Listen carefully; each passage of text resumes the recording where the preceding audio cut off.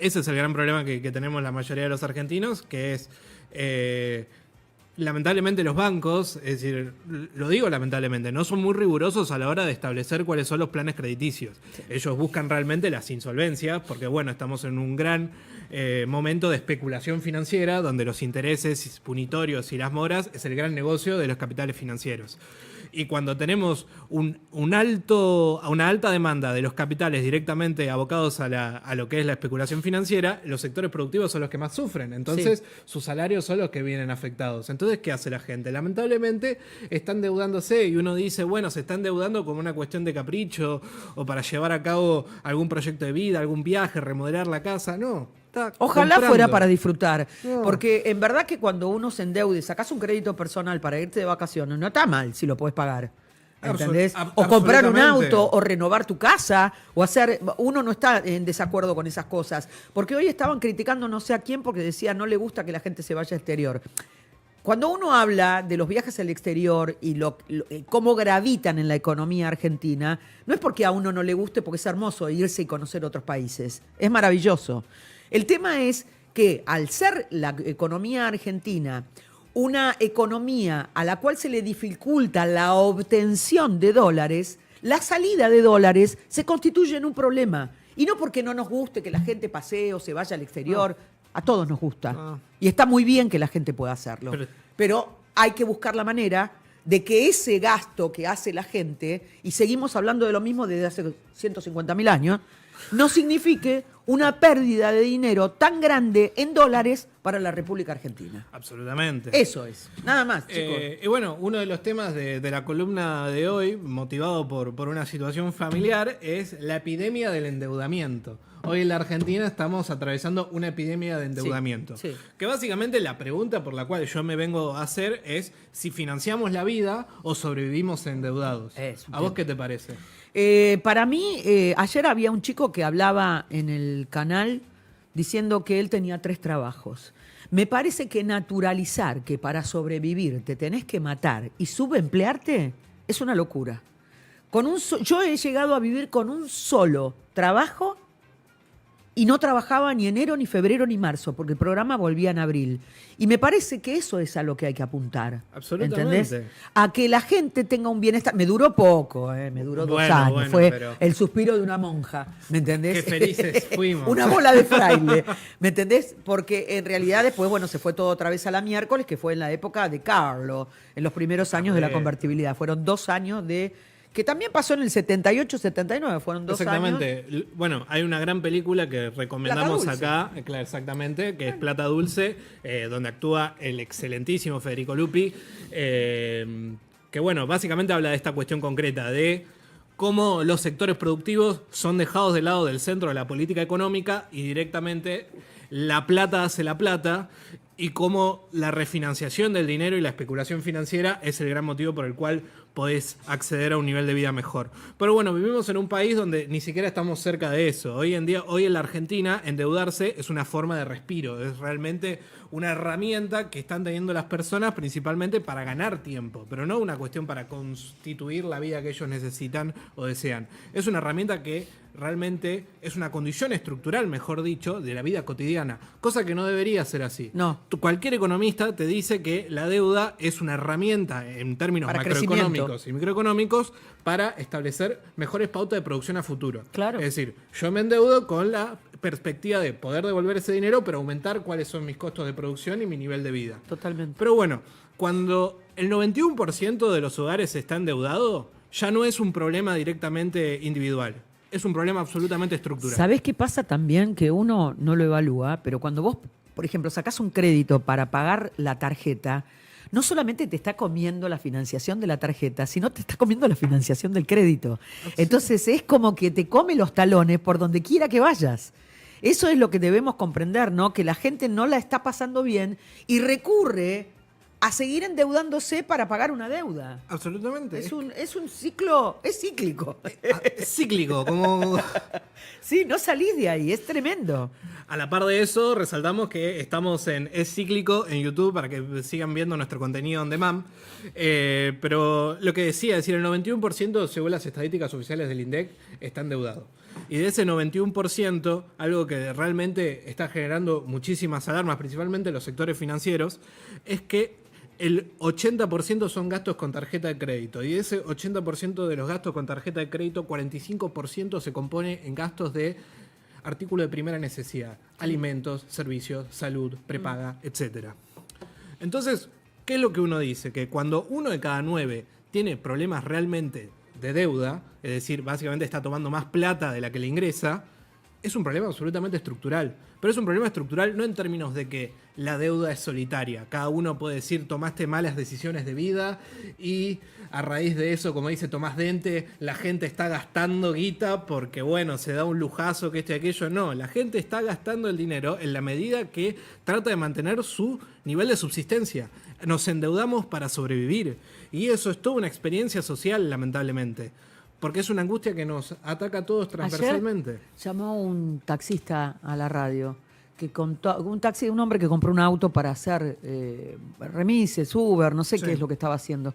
Pero me decía que él lo compró y quedó con una deuda de 1.850.000 pesos que tiene que pagar todos los meses. Y no sabe cómo juntarlos, porque no le da el auto esa guita para pagar la deuda y además al mismo tiempo para seguir viviendo. ¿Entendés? Entonces es como un chino, ¿no? Es todo... Bueno, ahí básicamente volvemos a lo que te comentaba en ediciones anteriores de esta columna, de que el sistema te dice que vos podés.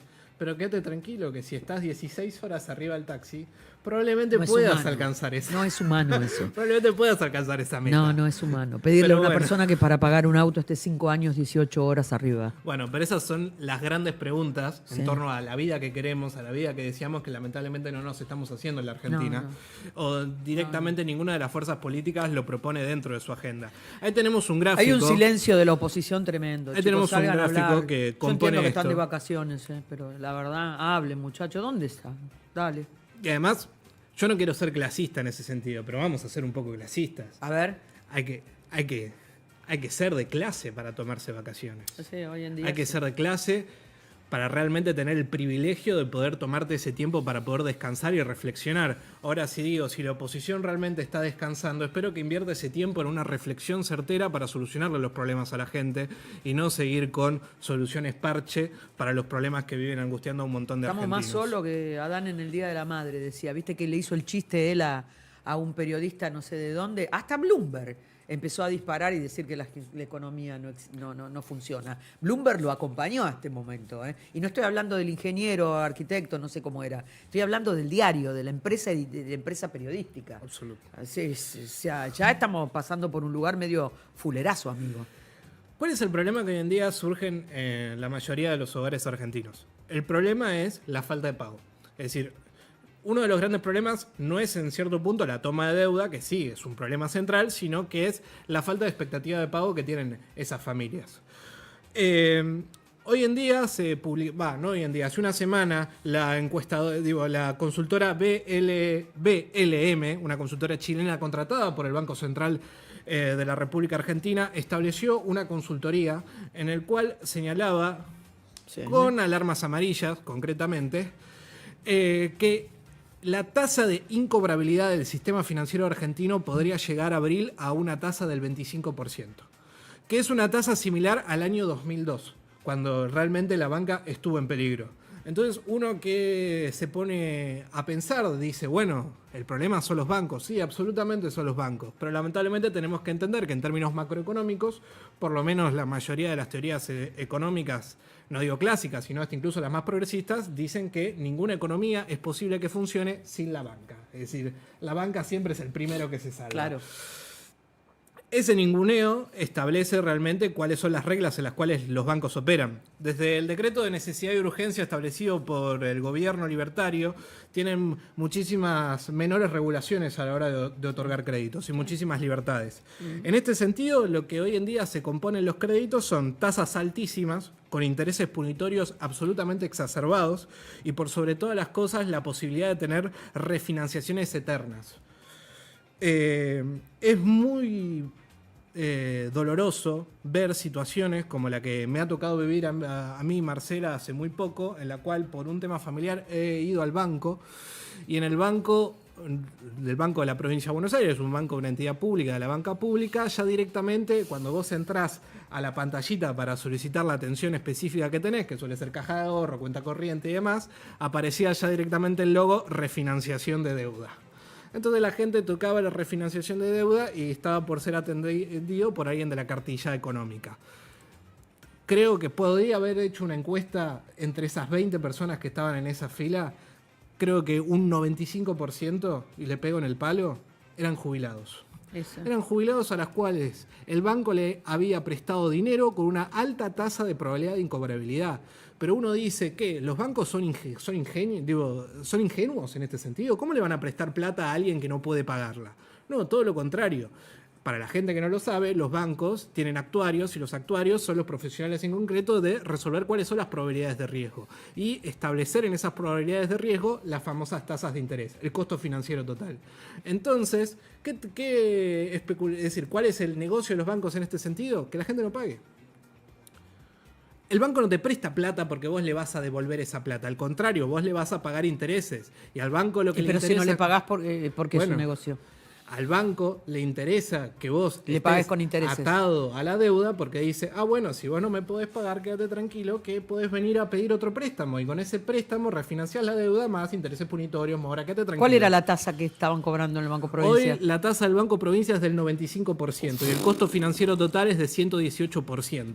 Es una de las tasas más bajas del mercado. El banco con la tasa más alta es el Banco Francés y el Banco Macro, con una tasa del 195%. ¿Esas son las más altas? Esas son las más altas.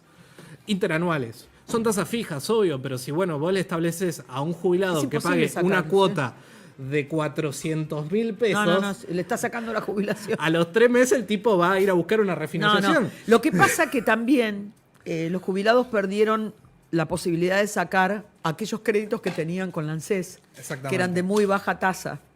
Y eso, en verdad, que es una dolencia que significa mucho para el jubilado. Porque cuando dicen no perdieron ningún derecho, sí, perdimos un montón de cosas, chicos. Que en los pequeños grupos se empieza a ver cómo lacera la economía. Digo, antes tenían esos créditos, pues yo sé porque mi vieja es jubilada. Entonces me decía, no me sacás un crédito más allá de que por ahí ella está en una situación donde me hago cargo de que la mantengo y demás. Digo... A veces quiere comprarse algo y me dice, no quiero que me lo pagues vos. Y está muy bien. No, ella tiene su independencia económica, claro. Entonces lo hacía. Digo, en verdad que eran muy cómodos y muy pagables, porque las tasas eran muy bajas. Y mira, está hablando el Waze. Pero en verdad que bueno, eso no está sucediendo ahora y tienen que caer en los bancos. Inclusive, yo me acuerdo cuando le dieron la tarjeta de crédito a ella, que tiene una tarjeta de crédito, que la quería sacar y quería tener su tarjeta de crédito. Bueno, fuimos a sacarla al Banco Nación y la chica me dijo, nosotros existimos específicamente, por eso yo digo el Banco Nación no se puede privatizar, porque nos queda la cartera de gente más riesgosa. El empleado, el trabajador, el tipo que vive en un barrio humilde, los jubilados. Nosotros les damos el acceso a la financiación a esa gente. Esto fue en el 2022. Hablemos claramente. Igual la mentalidad del banco público es esa. La mentalidad es que tienen absolutamente un rol social. La ley de la primera interregulación de las entidades financieras desde el año 1947 la estableció Perón, que establecía la cartera pública, que es decir, que los ingresos de la famosa plusvalía que tenía el Estado directamente se daban a financiaciones y tasas absolutamente accesibles para los sectores medios puedan empezar a desarrollarse. Bueno, Alejito, escuchame una cosa, ¿podemos hacer un punto y aparte para Vamos después a hacer seguir? un punto y aparte con algo que te voy a decir que es el gran problema de la incobrabilidad del sistema financiero. ¿Cuál es? Porque los bancos básicamente establecen un riesgo, pero el riesgo es privado siempre cuando ellos ganan. Pero cuando el riesgo ya es absolutamente alto, empieza a ser público y de los demás. Bueno, contámela que ya la viví.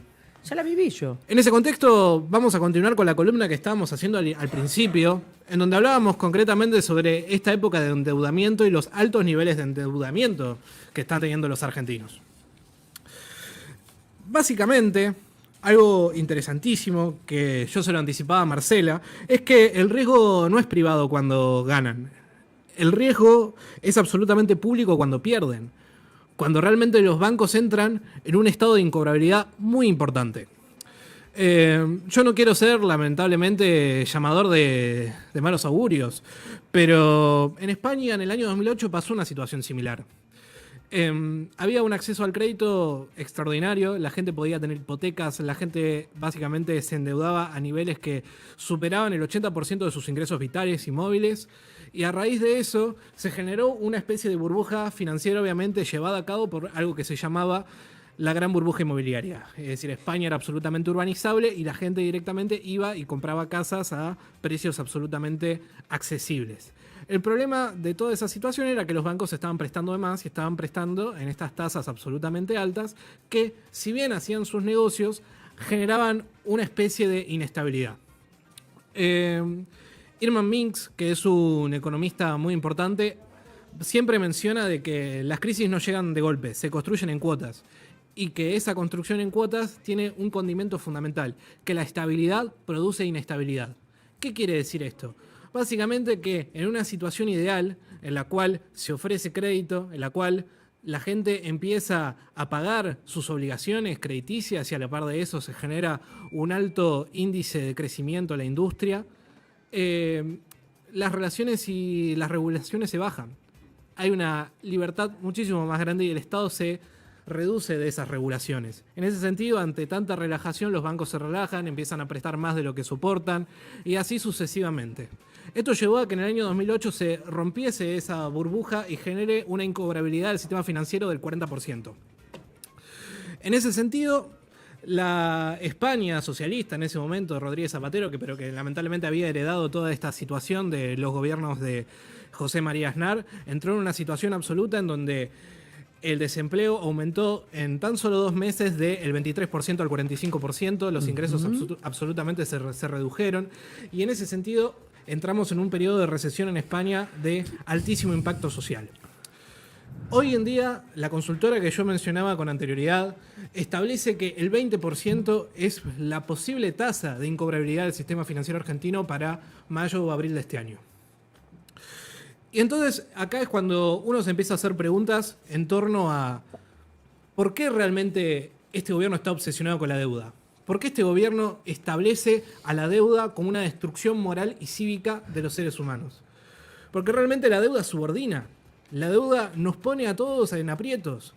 Porque básicamente lo que establece es que todos los ciudadanos somos sospechosos. Todos tenemos el culo sucio. Todos estamos realmente comprometidos en una relación con una entidad superior a nosotros. Y realmente somos muy vulnerables. Y ante esa vulnerabilidad, el sistema, las grandes corporaciones, se abusan en ese sentido. ¿Y uno qué puede decir ante esa situación? Bueno, tendría que estar el Estado para regular esa situación. Porque el Estado es el que defiende los intereses realmente de la población y de los sectores más populares. Pero ante una salida inmediata, que es la que está planteando este gobierno desde hace 2 años, de lo que es el sistema cambiario y el sistema financiero, realmente estamos en una explotación que parece ser que no tiene final. No hay datos realmente oficiales, pero sí hay datos del Instituto de Salud Mental de la Universidad Nacional de Córdoba, que sí sigue midiendo cuáles son los estándares de salud mental en la sociedad argentina. Antes existía el Observatorio de Salud Mental, que pertenecía a lo que era el Ministerio de Salud de la Nación, pero que ha sido desmantelado en el último año. Establece este índice que hace la Universidad Nacional de Córdoba, que dice que la tasa de suicidios en la Argentina desde diciembre de 2023 hasta diciembre de 2025 ha aumentado en un 45%. Que de ese 45% de los suicidios hay alrededor de un 75% de la población que ahora aduce tener algún problema de salud mental y que de ese 75% de la población, un 55% establece que los problemas de salud mental que hoy en día está teniendo se deben realmente a sus problemas financieros. Entonces, básicamente, cuando el Estado celebra la timba, la deuda se vuelve política pública. Y ahí es donde realmente, donde no hay futuro, la timba se vende como una esperanza concreta. Para cerrar con esta columna y volver al diálogo con Marcela, sí. Quiero citar a Thomas Piketty. Thomas Piketty es un economista y un filósofo francés que habla concretamente sobre el capitalismo en el siglo XXI. Él hizo un libro en el año 2008 analizando los efectos de la gran crisis que despertó el estallido de la burbuja financiera en Estados Unidos y en Europa. Él aporta algo muy interesante. Que la desigualdad no es un accidente, la desigualdad es una decisión política. Es una decisión política en los términos de establecer un mercado que realmente no pueda controlar las fuerzas humanas, sino que directamente esté subordinado a las fuerzas productivas y la especulación. En ese sentido, cuando el Estado no entra, la deuda es la que entra. Y en ese sentido, es importante establecer que el ajuste no desaparece, sino que se financia con la ansiedad de la gente, se financia con la ansiedad de los jubilados y de los sectores más desprotegidos que, al no poder soportar los altos costos que tenemos de vida hoy en la Argentina, recurren a deuda y más deuda que saben que no pueden pagar, pero que sí o sí necesitan para subsistir.